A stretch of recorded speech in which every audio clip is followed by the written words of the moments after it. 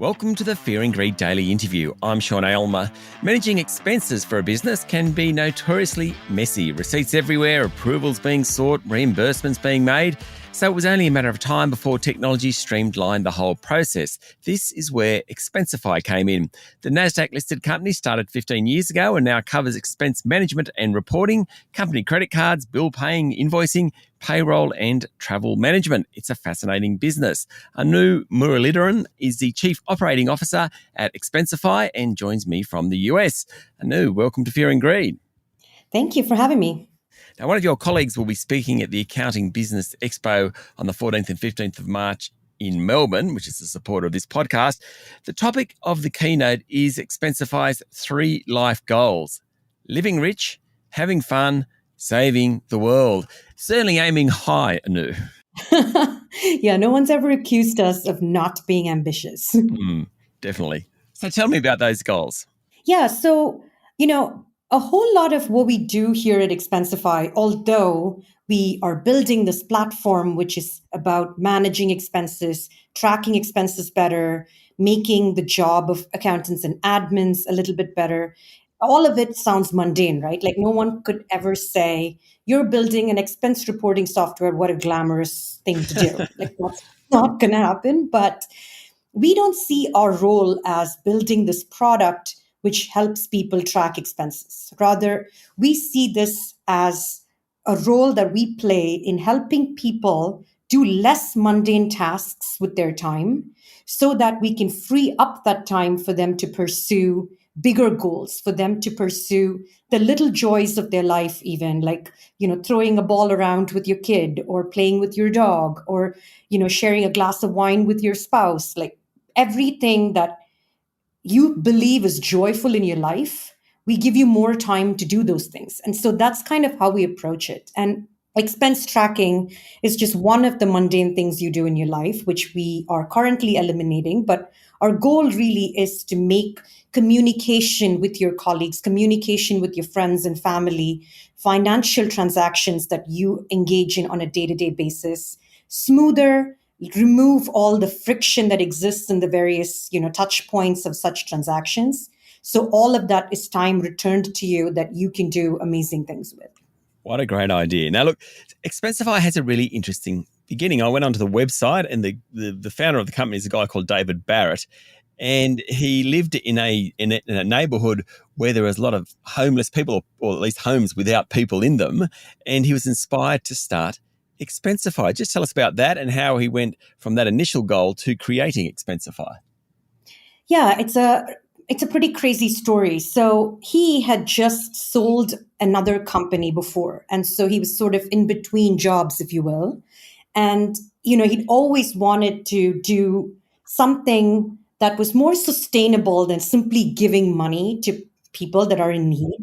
And so the idea, he's one of your classic real engineers that believes there's an engineering problem to every one of these kinds of issues. So, entirely in an expected fashion, he built this platform that allowed him to sort of load up dollars into cards, so like Visa, MasterCards, and then put controls on where that card can be spent, and then putting those cards in people's hands so that they can spend that money responsibly on food as opposed to on drugs or alcohol, etc. So this was just his value system, that he wanted to bring them the resources to buy food and make sure that it wasn't abused in any way.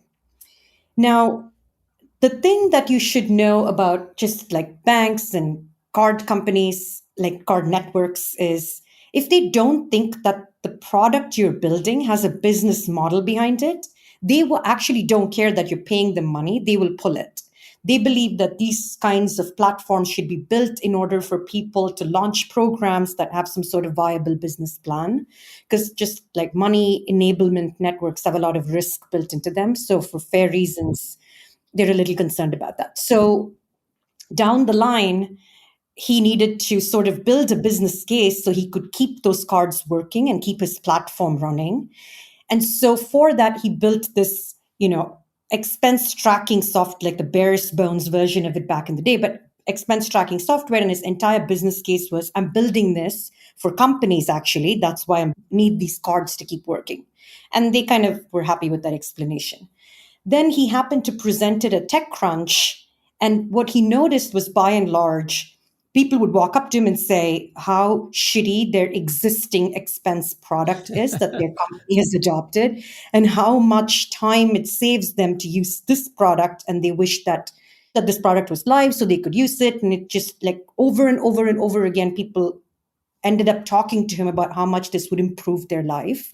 And so he actually kind of pivoted and launched the company. And he never really intended to do it in the first place, but all the feedback inspired him to do it. And our growth story kind of continues from there. We are the first platform that built an expense management application with the employee in mind and not the company as our first priority. And that sounds so dramatically simple and intuitive, but that's the opposite of what everybody else was doing then and continue to do today. Because you sell the software to companies and companies pay you. So you just think you need to build whatever this one decision maker needs so that they can say yes to the product. We, on the other hand, built all these features that make employees' lives easier. And we went a little bit further and said employees can adopt this for free. And their company needn't say yes right off the bat. They can use it and then submit via email to their companies. So most people actually adopted the free product, and slowly a revolution, so to speak, would happen within the company where everybody would be using the product, but the company had never heard of us. And slowly company decision makers would say, what is this thing? Like, why am I getting these emails from everybody now? And then when employees said, oh, well, actually, we're all using this app. It makes our life easier. We're saving a ton of time. The company would adopt us. So that's actually how we ended up growing. Very viral, very word of mouth. Stay with me, Anu. We'll be back in a minute.